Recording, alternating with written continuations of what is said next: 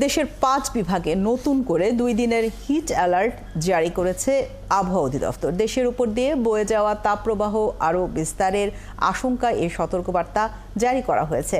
রাজশাহী, রংপুর, ঢাকা, খুলনা এবং বরিশাল এই হিট অ্যালার্টের আওতায় রয়েছে।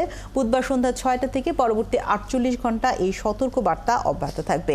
এ সময় বাতাসে জলীয় বাষ্প বেশি থাকার কারণে অস্বস্তি বাড়বে বলে জানিয়েছেন আবহাওয়াবিদরা।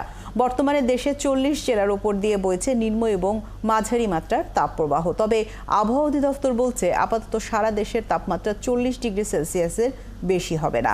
হালকা বৃষ্টিতে তাপ না কমলেও এবারের তাপপ্রবাহ দীর্ঘস্থায়ী হবে না বলে জানিয়েছে আবহাওয়াবিদরা।